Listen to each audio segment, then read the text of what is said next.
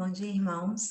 Hoje nós estamos com mais uma escola bíblica virtual e nessa manhã de domingo nós estaremos dando continuidade ao estudo da lição número 5, cujo tema é Resposta Bíblica à Depressão. Mas antes, vamos orar? Senhor, nós queremos agradecer por mais esse dia de vida, nós queremos agradecer porque as tuas misericórdias se renovam a cada manhã.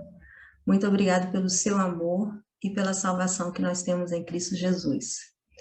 Nesta hora, quando vamos iniciar o estudo da tua palavra, te pedimos que o Senhor possa falar aos nossos corações através do teu Santo Espírito e que tudo que vai ser falado possa ser guardado no nosso coração e que possa ser para a honra e glória do teu santo nome. Que o Senhor nos oriente, que o Senhor nos ajude e que o Senhor nos dê discernimento. Muito obrigado por tudo, nós oramos agradecidos. No nome de Jesus, amém. Então, a palavra de Deus, ela tem poder para mudar as nossas vidas. Ela tem poder para consolar. Na segunda carta de Paulo aos Coríntios, no capítulo 1, os versos 3 e 4, diz o seguinte: Bendito seja o Deus e Pai de nosso Senhor Jesus Cristo, o Pai de misericórdias e Deus de toda consolação. É Ele que nos consola em toda a nossa tribulação, para que pela consolação que nós mesmos recebemos de Deus, passamos consolar os que estiverem em qualquer espécie de tribulação. Paulo, nessa mesma carta, no capítulo 11, dos versos 23 ao 28, ele menciona uma sequência de fatos que poderia ter desencadeado uma depressão nele. Dificuldades que ele passou por amor a Cristo, mas ele recebeu a consolação de Deus.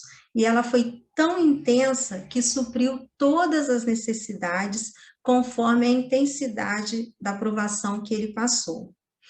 Então, nesta manhã, nós gostaríamos de abordar, de uma forma bem sucinta, alguns efeitos da depressão e compartilhar algumas propostas que o autor da nossa revista sugere para estar ajudando as pessoas que enfrentam essa doença ou até mesmo aos conselheiros bíblicos. Então, o primeiro efeito da depressão. Segundo o autor, o primeiro efeito da depressão é o sentimento de incapacidade gerando infelicidade.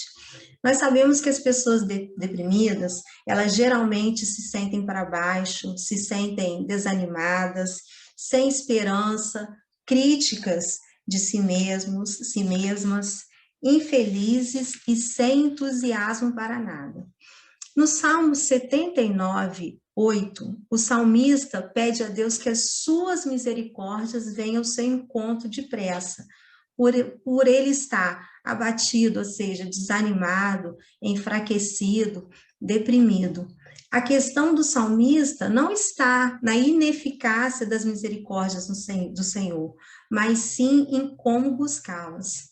Deus sabe, Deus conhece as intenções do coração. Segundo efeito, doenças físicas. Por exemplo, gostaria de falar sobre a tristeza que acompanha o luto ou então uma solidão. Essa tristeza, ela tende a inibir o sistema imunológico, deixando o nosso organismo suscetível a doenças oportunistas. Então, quando alguém passa por uma tristeza muito grande, né, ela não deve se deixar abater diante dessa situação. Por quê? Porque todo ser humano está sujeito a isso, a passar por esse tipo de situação. Provérbios 18, versículo 14 diz que a vontade de viver mantém a vida de um doente. Então, quando nós nos depararmos com uma situação dessa, de tristeza, de abatimento, nós não podemos nos aninhar, ou seja, Nós não podemos continuar, né, nesse estágio, nessa tristeza. Nós precisamos olhar para a vida, ter a vontade de viver e aceitar a vontade de Deus e continuar.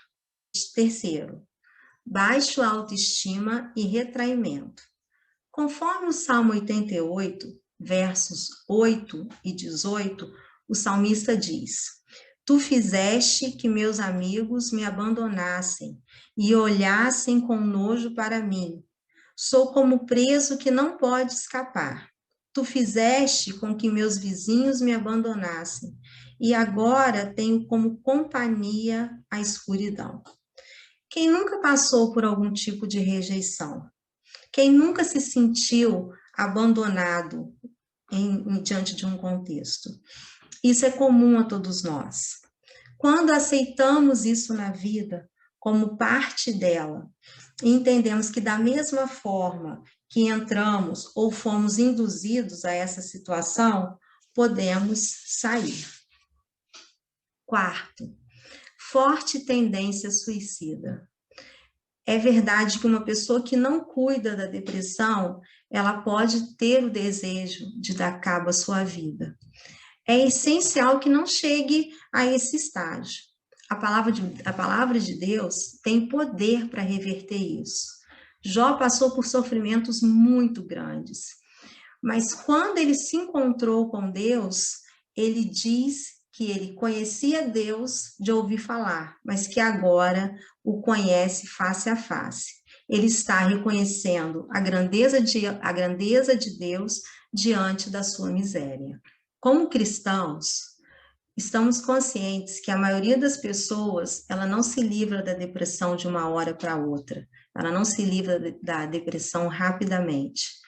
Mas nós também conhecemos alguns recursos terapêuticos que temos à nossa disposição. Mas, acima de tudo, nós já experimentamos a esperança que o Evangelho nos traz.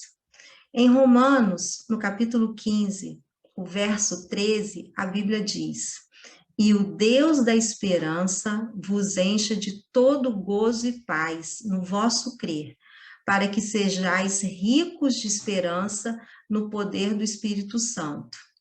Jesus é a fonte de esperança, ele é a fonte de vida e de salvação eterna.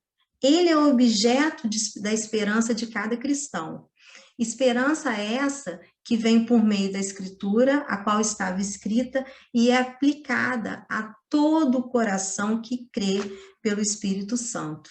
O autor, ele propõe algumas possibilidades de ajuda para pacientes com depressão e também para conselheiros bíblicos. Então, nós vamos ver algumas dessas possibilidades. Primeira, lidar diretamente com as causas. Sabemos que a depressão ela pode ter causas de origem física ou de origem psicológica. Para tratá-la de forma eficaz, é necessário, se possível, identificar e tratar a doença a partir das causas e não apenas dos sintomas. Toda causa gera um efeito. O que causou aquele sentimento que a princípio foi um sentimento de tristeza ou de uma tristeza profunda, que se tornou uma depressão? Onde surgiu o problema? No Salmo 42, o verso 11, o salmista procura a resposta do porquê da sua alma estar abatida. Esse deve ser o ponto, descobrir a causa do problema. Segunda, confiar em Deus. Confiar significa acreditar, crer, esperar. Paulo, na sua carta aos Filipenses, no capítulo 4, verso 11, declara: Digo isto não por causa da pobreza, porque aprendi a viver contente em toda e qualquer situação. Viver contente em toda, em qualquer situação, ajudou Paulo a evitar a depressão. Mas sabemos que apenas dizer para uma pessoa que está passando pela depressão que ela precisa confiar em Deus não é suficiente, precisamos ir além, né? E esse além significa o quê? Apoio, né? Estando mais próximo dessas pessoas, ajudando e incentivando para que elas orem, para que elas leiam a Bíblia.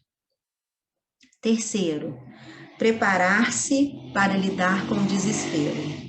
Muitas pessoas não têm estrutura para lidar com um momento de crise.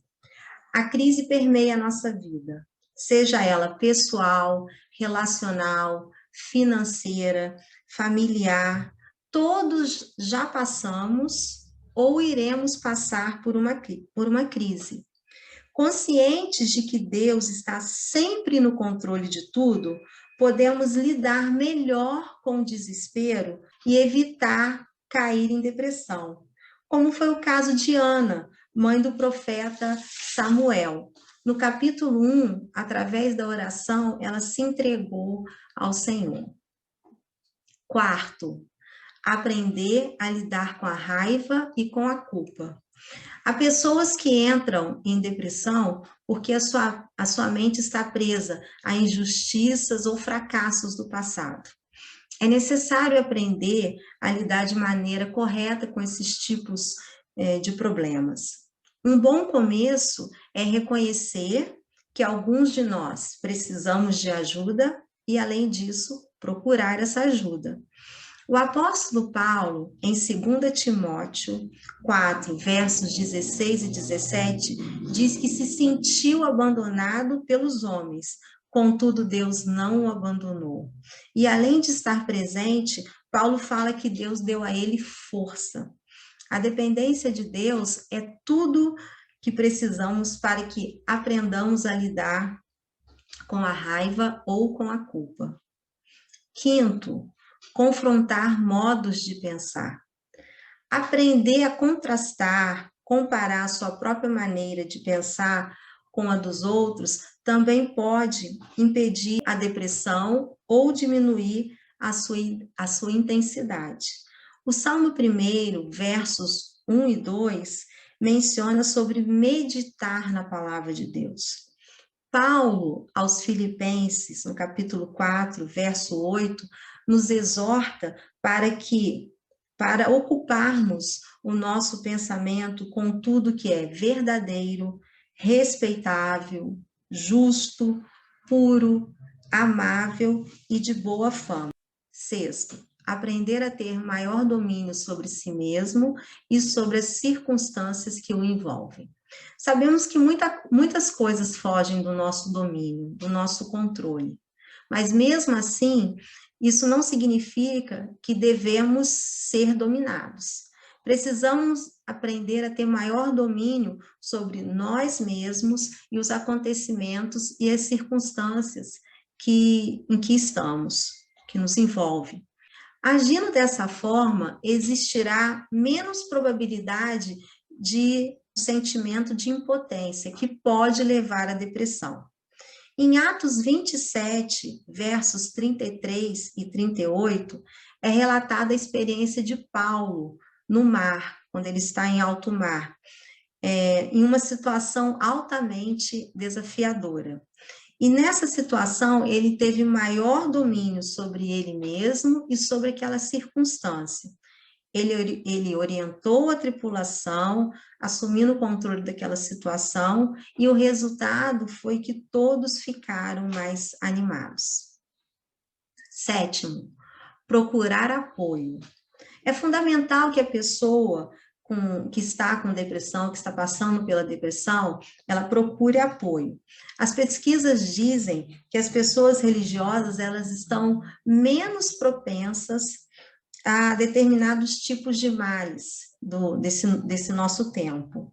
Então, dessa forma, as igrejas e outras instituições sociais, elas têm um papel fundamental no apoio aos depressivos, onde as pessoas podem se sentir bem-vindas e também aceitas.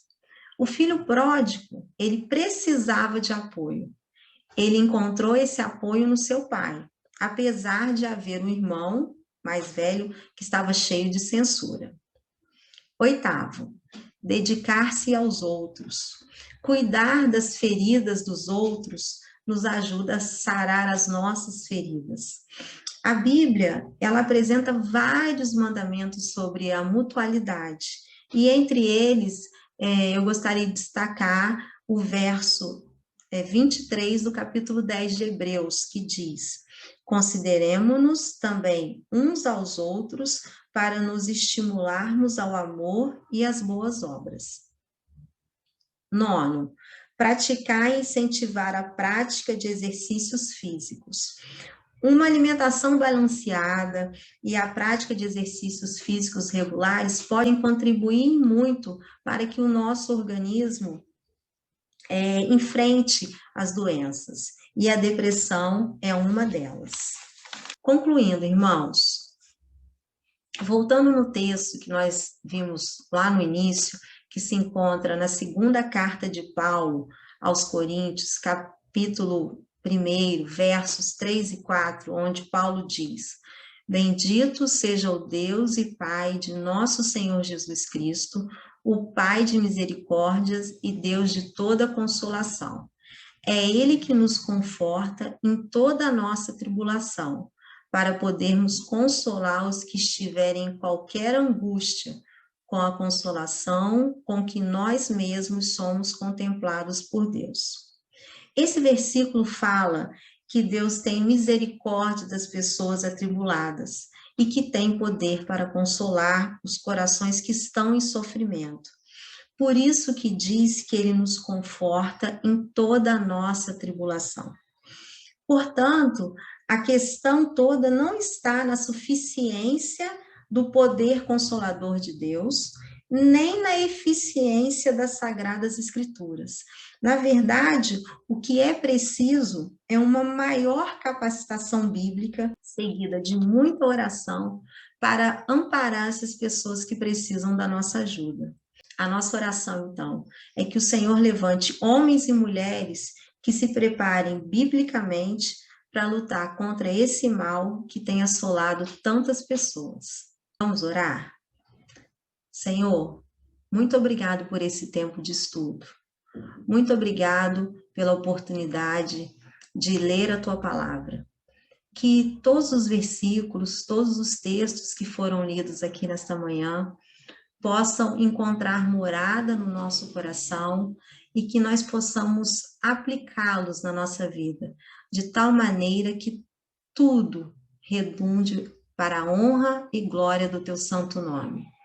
Ó Deus, que o Senhor nos ajude, que o Senhor nos capacite, para que nós possamos enfrentar, Senhor, esse tempo que tantas pessoas se encontram, Pai, passando pela depressão, mas nós sabemos, nós temos a certeza que o Senhor, que a Tua palavra tem poder para curá-los, Senhor. Muito obrigado por tudo, nós oramos agradecidos, com o perdão dos nossos pecados, em nome de Jesus, amém. Eu desejo aos irmãos um domingo abençoado.